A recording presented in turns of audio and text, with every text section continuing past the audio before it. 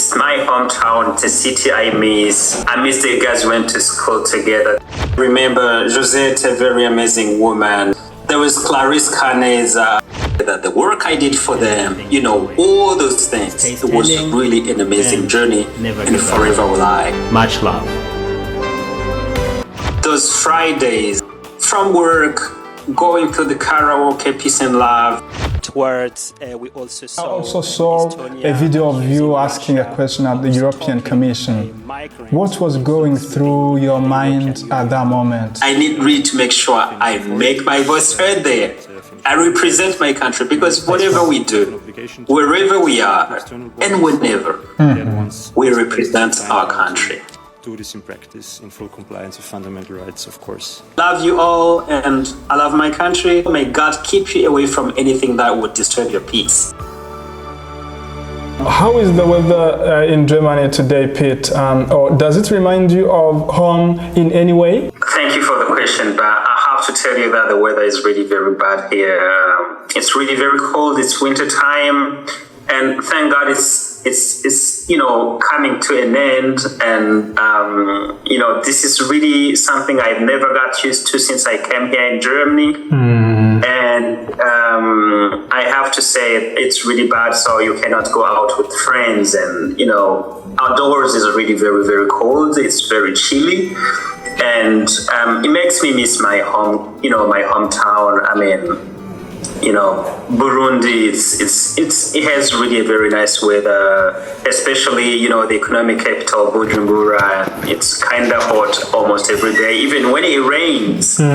So I do miss that weather. You've been living in Germany for a while now, and how did you find Germany compared to Burundi in terms of culture and everything? Were you shocked, Brother Pete? Well, to be honest, Germany and Burundi are two different countries, and as far as you can understand, they got two different cultures. And when you have been, born and raised in a specific country, and at a certain age you join another country, so there is this kind of culture shock. Of course, the lifestyle in Germany is totally different from the lifestyle in Burundi. So, and this is totally linked to the language. It plays really a very significant role. So when you find yourself in, Germany, you will not meet people who speak Kirundi or Kiswahili or French. Or maybe at some point it's also hard to even find people who speak English, except those who are part of the new generation or intellectuals. So then you've got to learn the German language, but in the process it's hard for you to communicate fully with the people. And this is really part of the culture shock. But as time goes by, you learn the language and be able to communicate with people, and it's all totally fine. As we've been saying, you're now in Germany, and as we can see, you are dressed in the Burundi colors, everything, the flag and everything. We saw some of your articles in maybe your journalism career in Germany, but let us go back to the root, maybe to Ngozi. Let us go back to Ngozi. Kugasakaka inarunyonga, right? Tell us a little bit, Pete, about your childhood. How was it back in Ngozi? Can you draw us a picture of Pete when he was young? You just take me back to my early childhood where life was much better. I was born in Ngozi but got raised in the same city for just quite a long period of time, just before I just came to Bujumbura to attend university. But well, as far as I can remember, my time in Ngozi really was one of my greatest moments ever. So because I was this kind of turbulent boy. So I was not really very calm, to be honest. Those who know me can still testify to that. But I loved school. I really loved school, and I loved what I was doing. And as a guy around the city, I attended Islamic from the very beginning of the high school up until the very end. It was really a great moment for me. I miss a lot of people out there. My family is there. Everybody that really does mean a lot to me in my life is still there. It's my hometown. It's a city I miss.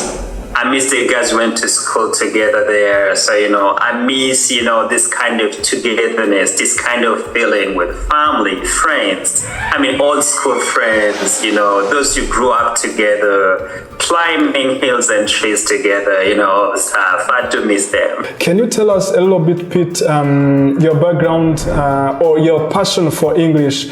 What sparked your passion of English? And you could say, man, this is my thing. How was it, Pete, back in Ngozi? Some things come naturally, That's true. I will not be able to explain myself how I found myself in love with this, foreign language.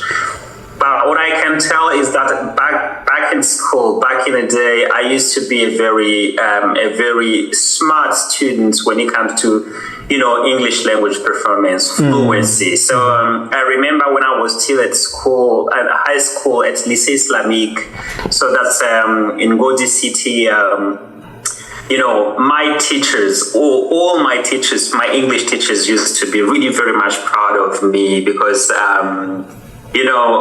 actually I'm really very weak when it comes to science, mathematics, biology, chemistry, physics, all the stuff. I'm not really very good at that. Mm-hmm. But when it comes to languages, French, English, and other stuff related to the social sciences, I was really very good. Most specifically in English. So I can say that my teachers were really very much proud of me. And then this kind of being the pride the teacher had in me just did not really make me feel proud, but it get me kind of feel I need to honor those people who really believe I'm able. And then that pushed me to keep learning and doing much and much, just not to disappoint them, not to let them down. That's where it was kind of driving for it. Because when you tell, hey, you did an amazing job, and then you just push me to keep doing better and better, so that because I need to hear that, hey, you did well, you did something amazing. It's really encouraging. So that's really the thing I got from high school that pushed me just to keep loving the language even better. Mm-hmm. So that I was almost all the time, explaining lessons to my fellow, classmates, and it was really pretty. And I was also making some money. I was teaching. Imagine in secondary, and you are teaching English. You're making some money. I remember some of the people I was teaching. So it was really, those were good old days, man. I miss those days. How about journalism? I see that there was a radio in Ngozi, and I see that you started, journalism, a bit of journalism at a very young age. How was the experience, Pete, back in there? Well, so I can say that there was this kind of drive within me that just pushed me to believe, well, I can be a journalist. So back then, it was back in 2009, 2010, 2007, something like that.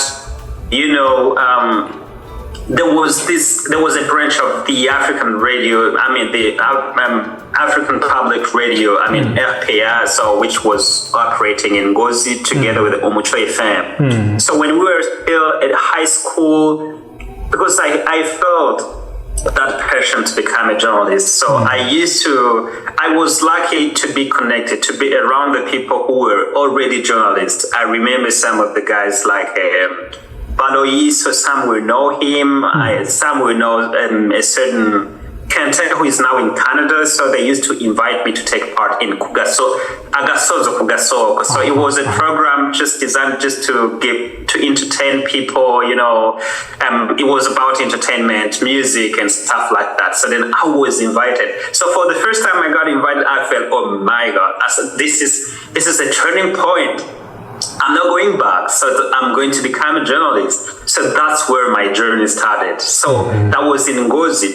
I was attending, all those programs and then helping, entertain, the audience. And so that's probably where that arose. But still, before we get there, my dad is really, my one and only dad I love more than any other person in this world. He was a gospel reader, so I don't know, Mumenye Shaman. Exactly. So then he has this kind of really very amazing voice. When he was reading, the gospel, but still he's doing that even today. Even today? So everybody thought, they used to be, classmates used to be, teasing me, hey, your father used to be reading this and the other way. And I felt some kind of, sometimes uncomfortable and some of the time more comfortable. And I said, if my dad can speak to hundreds of people in a church and everybody appreciate what he's doing, what if I can do the same but speak to thousands of people? Why not even millions? And then that aroused in me this kind of feeling, this kind of passion to become a journalist, to speak to the millions of people. Mm-hmm. But as time went by, I also felt like being a journalist is really more than just a career or more than just a job. Yeah. It's just about speaking for those people whose voice cannot reach far. No. And then that grew in me as time went by until I kept just following the very career up until today. Mm-hmm. Yeah, so we started back from Ngozi, from being invited to take part in programs, the inspiration from my dad, so then all the stuff, and then bringing all of them together, they got me where I think I am now, and probably where I'm highly likely to be tomorrow after tomorrow. I remember personally, I saw you as someone, I think this is a story that I'm going to just go back on this. You are passionate about English. Did you feel that responsibility to inspire other students at the University of Burundi? Can you just tell us a little bit about that life at the University of Burundi and the love for English, Brother Pete? Thank you for the question, but again, as I told you at the very beginning, some things come naturally, okay? Yeah, that's true. So sometimes I'm this kind of guy who is never happy when I'm not doing something that's really beneficial to the people around me. So this is how I've been all my entire time, up until now. So, well, I have to say, as I told you back at high school, I used really to love English so much. And when I joined the University of Burundi in the Department of English Language and Literature,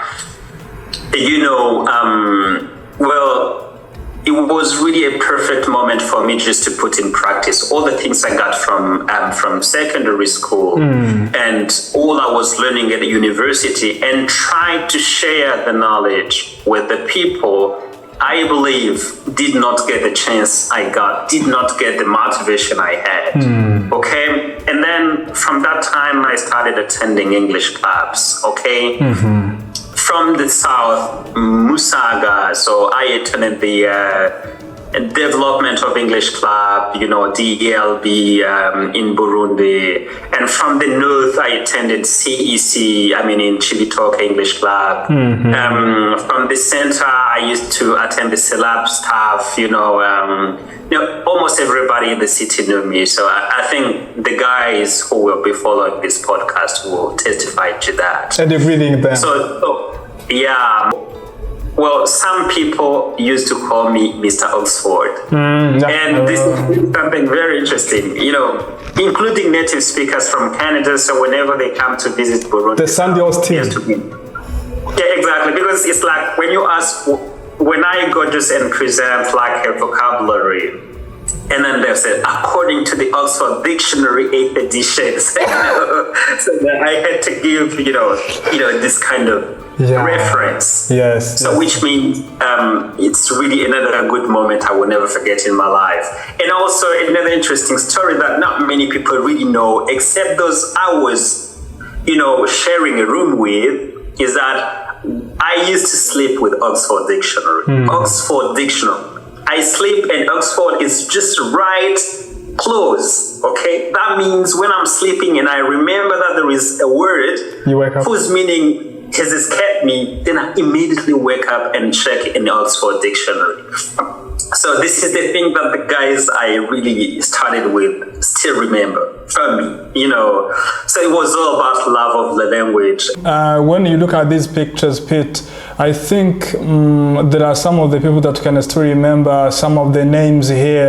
Well, I can still really remember some faces. Of course, not all of them, Yeah, that's but I will have to say I remember Josette, a very amazing woman and friend, and there was Clarice Caneza, who's also another amazing woman out there. So whenever you meet them, just tell them, you know, Pete all the way from Berlin greets them and loves them. There is a certain Gordien who used to be attending every day, and there was Thierry. There was Best, whose American accent was totally amazing. Was like a Kendrick Lamar's, you know. They are not like us. Yeah, right. You know? You can still remember that, those guys. So just tell him I miss him. There is this guy at Burundi National Radio. Who's Emery. So yeah, I see them. They used to be part of the team, and there are so many more guys. Well, if I don't remember, if I cannot really name you all, you know, one by one, it's not just because of anything, you know, like ill feeling and I really say hi to you all. So there are so many people I cannot really even remember right now. And Pamphile from now he's in Chibitoke, in government official now. Yeah. So all the way to the other side, I really miss him. His accent, his English, and I know he's doing more for the people, like we're doing for the people, for the love of the country, for the love of humanity. We're doing a great more, you know, out there, you know.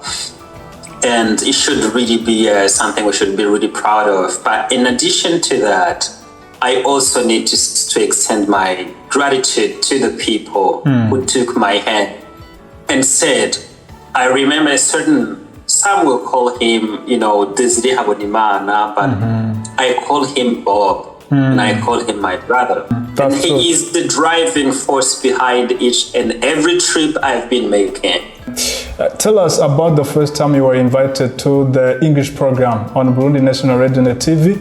Were you nervous? What were the reactions from your friends and family?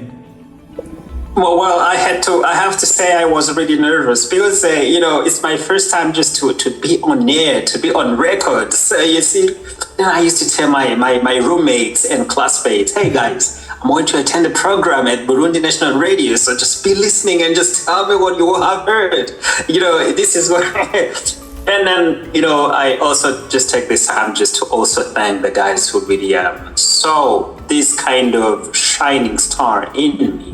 Back then, when I was invited to Burundi National Radio to discuss, you know, the East African community integration stuff, you know, or the young guys like, I'm not going to name names, you know, but it was really a super amazing opportunity just to make my voice heard. Because the intention for me, when they invited me at Burundi National Radio, everybody who's played a key role, I know a certain Jean-Paul, JP, from Chibitoke English Club now in Canada. So he invited me at Rima FM. So then, you know, leadership related programs, I used to be attending them on foot, just making sure that I make my voice heard. I make sure that I expose my talent so that everybody who knows, who needs a person like me, I'm up for grabs. So I'm ready to be taken. So that was really pretty amazing. From the time I started reading Iwachu newspaper until the day I started working for the very newspaper as an editor of the online English service, that was back in 2016 until 2020. I must say that Iwachu you joined Iwachu, one of the best independent news outlets in Burundi, as the editor of the online English service. How did that opportunity shape your career? Are plaguing the country, everywhere in the country. That was definitely a turning point. But first of all, I was an intern at Burundi National Radio, and then after an intern at Burundi National TV. So, that's a long journey. But because I was also an intern at Radio Scolaire de la Gakura.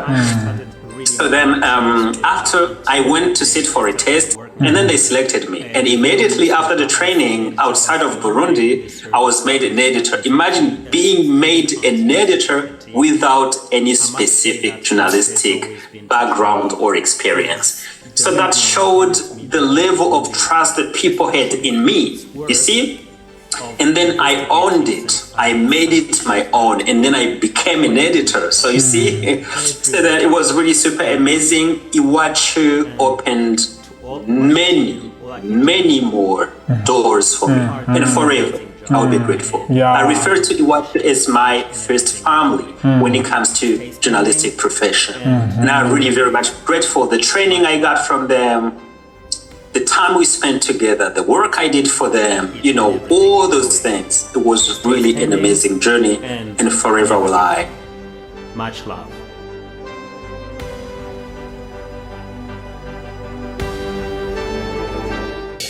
Going to South Africa, training in investigative journalism, maybe I think for the very first time. What was that was really for the very first time. And, you know, in those conferences, what we learn is really, you know, kind of basic techniques. How can you conduct investigative journalism? So how can you just do investigative reporting? And then those are because I attended the African Investigative Journalism Conference in 2016, the Global Investigative Journalism Conference in South Africa again in 2017. And also in 2018, the African Investigative Journalism Conference, and including the Global Investigative Journalism Conference in Germany. So that means they opened many doors for me. And this is also something I learned that. And after all the knowledge I got on how to really write news, how to report news for an international audience, and then after collecting all that, with the spirit of giving back to my community, I organized a training just to train young, aspiring journalists in the country so that they can really be able to report, okay? And then I remember, so this is also another good moment just for me to thank the U.S. Embassy in Bujumbura that supported my project. From all the way from the Chibitoka English Club, so an official went there and heard what my intention was, and they really offered to help me support my project. I appreciate that because I was giving my best, just offering to do something for free. But given, you know, how I wanted to make it bigger for the country, they supported my project, and then I was able to carry it out through, you know, in 4 different provinces. I believe you really do have some kind of details on that. I have some testimony. I have testimony on that, and I'm sorry to cut you off. I remember back in 2020 on that training young people who aspire to become journalists. Back in 2020, I think that was when I became a little bit confident. I couldn't really imagine how you could put trust in me. I remember you told me, "Hey Alexis, can you go there and do train in photojournalism?" Normally, I didn't have just much experience in photojournalism or what. I went there, and after training young people in photojournalism, you also said, "Man, go on and train them on news writing, storytelling techniques," because after all, I was also a little bit passionate about journalism. So thank you so much. And to the people who are listening and watching this, it was a very good experience from Bujumbura, Ngozi, and Gitega. By that time, I got that, you know, and I said, finally, I can do that because there is someone just who put, you know, trust in you. And thank you so much, brother, for that, really. And other people, young people who, you know, got that experience from that. Yeah, thank you so much. There are many people out there. You know, we are helping, and we will die helping because in a way, we have also been helped. We have also been supported. We have been corrected, directed. That's true. And this is what we're going to do. We are giving back to the community. All right. Arrived in Europe, 2019, a new country, a new culture, and a new language. What was the hardest challenge in those first months? Maybe the setbacks, the challenges arriving in Europe. What was the experience, Brother Pete? Yeah, the experience was really, as I said at the very beginning, it was challenging. It's a country, you don't have the same culture. So it's different, and there are many challenges. You have to cope with that. But one of the key challenges I had was a language-related challenge, language barrier. So as I said, the German language is really one of the most difficult languages to learn, especially when you are a bit older. So so there are many things in the brain, and it's sometimes hard to process, struggle and all the stuff. But it was really another good experience for me just to learn how the white thinks, how the German people think, because the whole world knows that the Germans are really some of the most, hardworking people in the world, and really smart. So then living with them, spending time with them, it was really a turning point, to be honest, So it was another challenge, because I was when I was in the country, I was living in my comfort zone. So I had no issues, nothing at all. And see me finding myself in a new world, new culture, new experience, new challenges, then poof. So it was not really easy. Yeah, that's true. But, as time went by, I got used to that, learned the language, connected with people, and then eventually kept my dream. Because in my country, I was a journalist. I wanted to keep working as a journalist here in Germany as well. And the problem here lied, in the fact that it was not possible for me just to keep directly, working as a journalist, because there was this language-related issues. Because Germany here, everybody, it's German language, Dutch, it's Deutsch, German language. It's an official language. Almost, it's used everywhere. Then I had to learn German just to be able to work as a journalist. And after learning German at the really highest level, that's how I pursued my journalistic career, because I wanted to keep working as a journalist as I had been working in my country. Okay. You worked at Politico Europe, where you covered breaking news in the EU. What was the reaction from your colleagues when they saw a Burundian journalist speaking such a perfect English? Did you have to prove yourself, Brother Pete? Good questions. So, not really many people believe that we can still have people from Burundi who speak really very good English. I'm being honest with you here. So some people can still testify to that. So, when I joined Politico Europe, the leading, Western media from all the way from the US and all the way from Brussels, and dominating the entire media market in Europe. So people, hey, you come from Burundi? Yeah, I come from Burundi. So how come you're writing such good English, or you can speak? Oh, well, and I told them, experience, and I also learned English language and literature at the University of Burundi, stuff like that. Say, oh, wow, we are really very much surprised to see you doing this. Man, as I told you, this is like a compliment, but it really pushes me just to do more, learn more, read more, speak more, just to make sure the people who put their trust in me don't really get disappointed, okay? So that was really a very nice experience. Seeing my first story at Politico Europe, that was my dream come true. Because after becoming a national journalist, my dream was then to become an international journalist. Seeing my first byline at Politico Europe, okay, Pierre Emmanuel.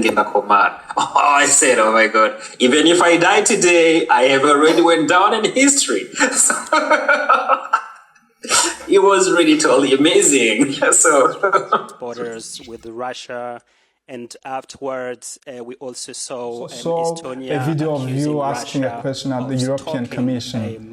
What was going through your mind at that moment? Did you ever think, wow, a kid from Ngozi is here questioning EU officials Could you imagine that? What was going through your mind, Pete? Joining me once again. Yes, thank you for your question. So, first of all, let me. man, I'm telling you this. Von der Leyen said, who was what happened, I think. Burundian has never done that, and probably it will take some time for a Burundian to do that. A man from Burundi, from Ngozi. President said Russia's not just from anywhere, but from Ngozi. So you see, but it's all about God's grace. I was very happy because when I went there for the first time, it was in a program called Midday Briefing. So increase in arrivals of undocumented from Russian. I went there and I said, well, I will have to ask a question because I cannot leave before I ask a question because I need really to make sure I make my voice heard there. I represent my country because whatever we do, wherever we are, and whenever, we represent our country. Do this in practice in full compliance with fundamental rights, of course. I'm looking at some of your pictures here. I think it is in Warsaw. What were you doing there in Warsaw? What was it? I see some of the pictures here. And the other pictures... from the pictures you saw, I posted it in Warsaw. So in German it's called Warsaw. So it's the Polish capital. So... Well, that was actually, it was in May 2024. It was about, I spent there some days. I went to Krakow and Warsaw. So it was about during the graduation of the 2-year journalism program. It's the prestigious Axel Springer Academy of Journalism and Technology. Yeah. So that's where we were, and we were learning a little bit about the German influence, back in the day with Hitler. How many Jews were killed in Poland, and the history of Europe. Actually, that's what we're learning. And after that, we graduated, and then the pictures you saw. Have something to do with the graduation which took place this time around in Warsaw. When you are in Europe, have you met other Burundians living in Europe? And when you get together, what do you talk about that reminds you of the old good days back in Burundi? Yeah, man. So I really do visit some of my friends, from different cities in Europe. Here I'm in Brussels mostly, and also Paris, and that's where there is a much larger community of Burundians actually in Europe. So Brussels and Paris. So we also meet and talk about a wide range of things because some of them are colleagues who worked together back in the day, and we talk about those Fridays, those really good times where we used to.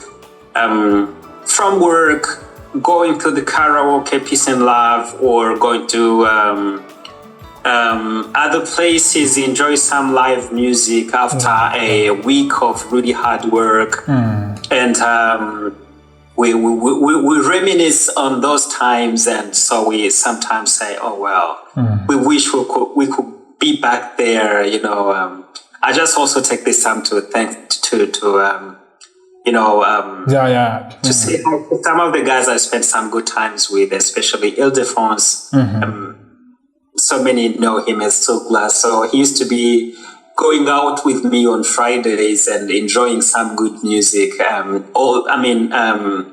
Friday and Saturday. And so just things we talk about, good times. And then apart from that, we also talk about, our country. Yeah, that's true. We love Burundi. Burundi is our country. Not Germany, not anybody in the world can take this from us. We discuss about what's happening in the country, what should be our contribution, how can we help the country move forward, how can we help the generations keep hope that tomorrow is better, all the stuff. Then we talk about all those things. And then, of course, we also go see some other friends, exchange ideas, that's really totally amazing. But it does not happen quite often. It happens rarely when we all have time. Yeah. And really, time is really a very, very big challenge here, having time here, because everybody's busy. So you have time, the other person does not have time. Yeah. Just having that time where everybody's free, we have got to get the best out of it and use it, and then, you can still see when I post photos with guys I've been working with in Burundi or guys I've known in Burundi. That's really super amazing. You feel you are back to your country. But in fact, I have to tell you, nothing can replace being in your country. What's the one dish you miss the most, Pete, from Burundi? Well, the one dish I miss the most is just one. No, I miss chapati na maharagwe. Of course, I'm not sure people will be able to understand this, but I do miss, chapati and beans. And I used to be eating them at Nyakabiga at the 4th Avenue in Nyakabiga at Al Pacino restaurant. Okay. So, it's really something I do miss. And I also miss, cassava leaves, isombe and rice and beans aside, and meat as well. So this original Burundian food, I really do miss that. And surprisingly, if you want to eat in an African way here in Europe, it's one of the most expensive dishes ever. Because it's really, it's imported, you understand, and it's expensive. So I do miss that, generally speaking. The most important thing I miss is, the vibe that goes with that, and, the feeling that we have eating Burundian food being in Burundi. You see this, I do really miss that. Right. Okay, that's very interesting. And you started Breaking Burundi, an English language newspaper or platform dedicated to independent journalism. What motivated you to launch it? What impact do you hope it will have? Definitely, good question.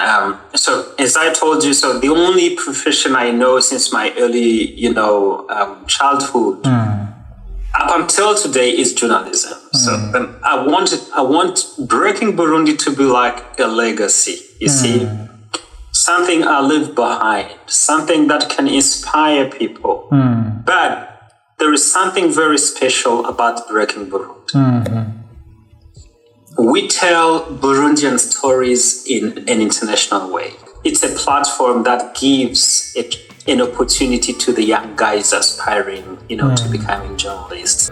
Who can be part of Breaking Burundi, Pete? Because I think there are young people who are watching this and who are here in Burundi, not only even Burundi, just across the world. Who can be part of that? Who can start writing at Breaking Burundi? Well, I think I offer different opportunities. First of all, I can just take guys, but first of all, you need to really you don't necessarily have to be fluent in English language. But if you really can write in French, if you really have this taste of news, you may not have you don't necessarily have to have that.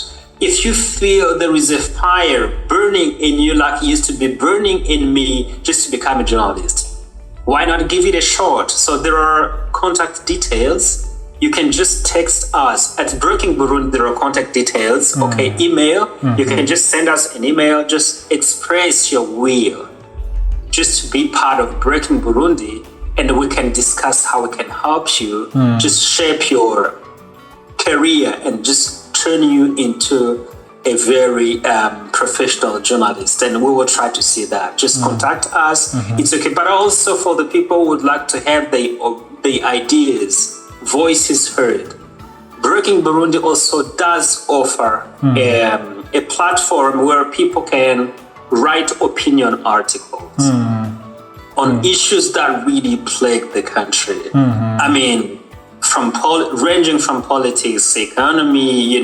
social, anything, with the influx of migrants or refugees from DRC and anything. If you feel you have some ideas you would like to air, you would like people to know, and you just want to draft an opinion article, you may have German citizenship, French citizenship, Canadian or American citizenship. But all of those things, they will never replace who you are from the start. Just tell me greetings. I want you to teach me how to greet people in German. Yeah, in German, something like this. This is the hi, how are you? And wrap up when you finish the discussion. It will be great. I'll be grateful. Right. So in German, when you want to greet people, someone, but it does depend. Someone you respect and someone just informally is different. So if you want to greet somebody you respect, you just simply say, "Wie geht's Ihnen?" Okay? That's someone you respect.